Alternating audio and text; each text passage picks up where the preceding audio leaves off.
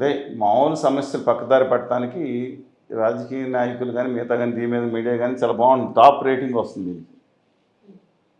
నేను అనుకున్నాను అన్న దిక్కుమాలిన సబ్జెక్టుల మీద మాట్లాడటమే ఒక దరిద్రం లాంటిది. కానీ మీరు అనేది ఒక సబ్జెక్ట్ అక్కడ వచ్చింది కాబట్టి ఇప్పుడు ఏం చూసినా అదే కనపడుతుంది. కానీ ఒకటి చెప్తున్నానండి,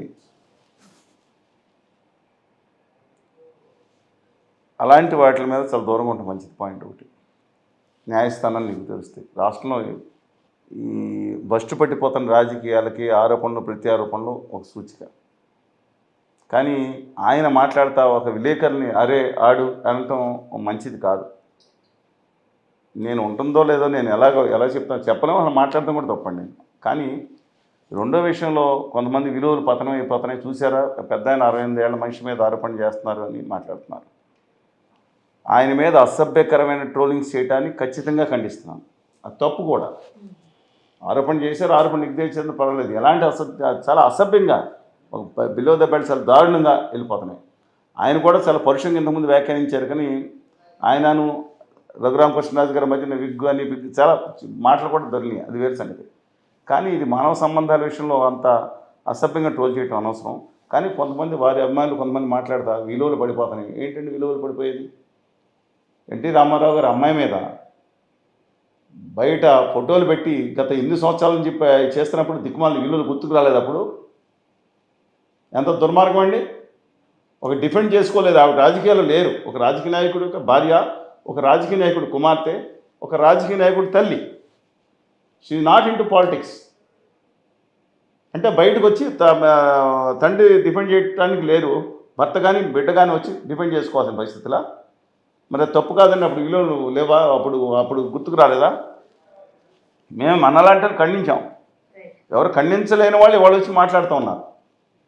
నేను అది ఇది రెండు ఖండిస్తున్నానండి. అంతకుముందు కూడా స్వతంత్ర వ్యక్తిత్వం ఉన్న వాళ్ళని ఎంత దారుణంగా ట్రోలింగ్ చేశారు.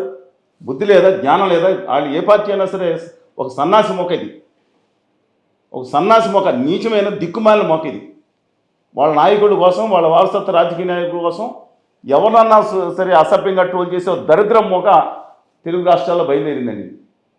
ఇది ప్రమాదకరం అంటున్నా. సమాజానికి వీళ్ళు ప్రమాదకరం. వార్తల మీద చేయటం వరకు వాళ్ళు వచ్చింది. నేను దాని గురించి మీరు కూడా అడిగారు, నేను అడిగింది. నేను I don't know comment about the subject. ఎందుకంటే మనమే ఎవరు నిర్ణయించడానికండి. ఒకళ్ళు వాళ్ళు కోర్టు నిర్ణయిస్తూ ఉంటుంది. కానీ సమాజంలో పడిపోతున్న రాజకీయాలకి సూచిక.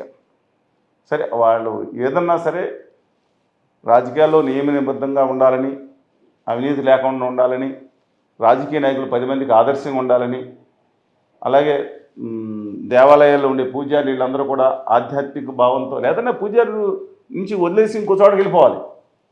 ప్రజాసేవ చేస్తాను వచ్చే రాజకీయ నాయకులు ప్రజాసేవ చేయకుండా ఉంటే ఇంకో చోటకి వెళ్ళి పని చూసుకోమనండి.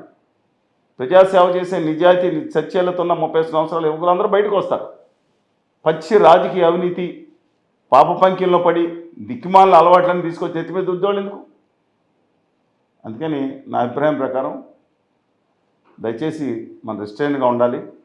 న్యాయస్థానాలకు వెళ్ళారు కదా వాళ్ళందరూ, న్యాయస్థానాలు నిగ్గు తెరుస్తాయి.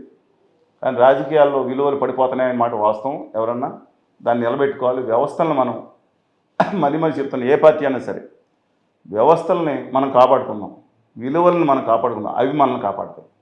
సింపుల్, ఒకటే క్యాప్షన్. వ్యవస్థలను కాపాడుకుందాం, అవి మనల్ని కాపాడుతాయి. అంతే తప్ప డెఫినెట్గా. ఎందుకంటే నేను చూశాను కొంతమంది దిక్కుమాలిన ఆదాని గారి పార్టీ బ్యాచ్ ఒకటి ఉంది. వాళ్ళందరూ నెహ్రూ గారికి ఎక్కడెవరికి లింక్ పెట్టారు, ఎవరికి అవమానం జరుగుతుంది? మహిళలకు, ఆ ఇంట్లో మహిళలకు అవమానం జరుగుతుంది. ఈ దిక్కుమాలిన సన్నాసి ఒక రాజకీయ నాయకులు వీళ్ళు తిట్టుకున్న సిగ్గు లేక మహిళల పేరుతో తిట్టుకున్నారు. వాళ్ళ ఇంట్లో వాళ్ళ పేర్లు తిట్టుకోవాలని సిగ్గు లేదండి వీళ్ళకి. అవతరాన్ని తిట్టుకోమనండి అని బూతులు నేను తిట్టుకోమని ప్రొపగేట్ చేయట్లేదు. ఉంటే అవతరాన్ని వాళ్ళ ఇంట్లో లేడీస్ పెట్టి కొడక ఏంటండి కొడకలు? పబ్లిక్ లైఫ్లో ఉన్నప్పుడు సరే, వాళ్ళు వ్యక్తిగత ఫ్రెండ్స్ వాళ్ళు మాట్లాడుకుంటున్నారు. అది పశ్చిమ గోదావరి జిల్లా పాలకులు భాష, ఈ సంస్కృత భాష అంటూ ఉంటుంది. తెలుసు, ఎవరు తెలియదండి ఇవన్నీ? ఆ బూతులు తెలియదా? ఎన్ని బూతులు తెలుసు మా ఊళ్ళో తిట్టుకున్నాయన్ని. అవకాశం పట్టలేదు కానీ అన్నీ వింటూ ఉంటాం కదా. అంటే ఓన్లీ మహిళల పేరు మీద పెట్టి తిడితే గొప్పతనం. ఈ సన్నాసి బ్యాచ్ ఇది మోక, ఓ దరిద్ర మోక.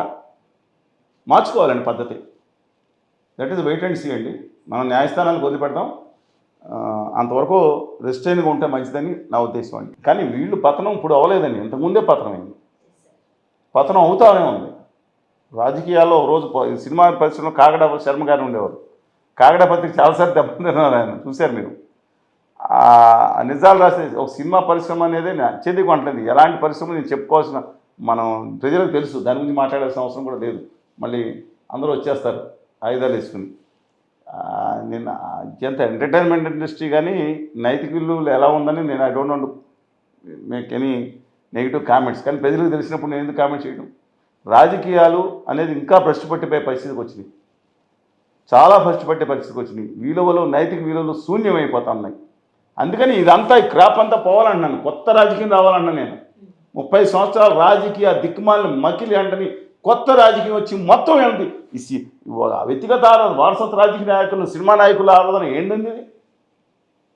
వ్యక్తిగత విలువలు లేని వాళ్ళు 90% మంది ఉన్నారు రాజకీయాల్లో. లెటర్స్ ఎందుకంటే ఈ మొత్తం క్రాపే పోవాలన్నప్పుడు మీరు ఒకళ్ళిద్దరి గురించి మాట్లాడతారండి.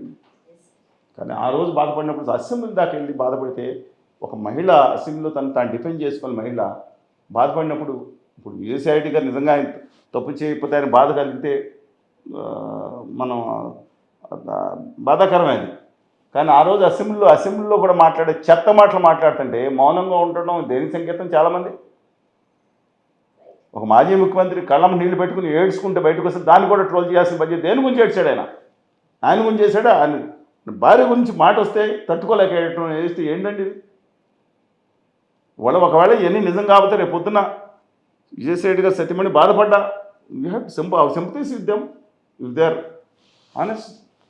అనవసరంగా నేను విజయసాయిరెడ్డి గారికి కూడా ఎందుకు బ్లేమ్ చేయాలి? ఎవరన్నా మనకి ఏది కాకుండా నిర్ధారణ కాకుండా ఎందుకు బ్లేమ్ చేయాలి?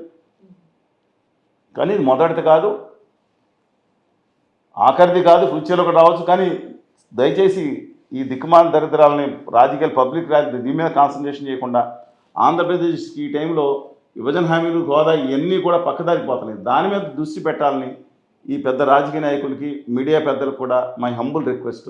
ఏదో వార్త వేశారు, 24 గంటలు దీని మీద చర్చి మనమే డిసైడ్ చేస్తాం ఎవరేంటో కూడా అనే పద్ధతులు మానేసి విత్ డ్యూ రెస్పెక్ట్ ఎవరైతే ఓవర్గా చేస్తున్నారో దయచేసి తగ్గించుకుంటే మంచిదని మై హంబుల్ రిక్వెస్ట్ అండి.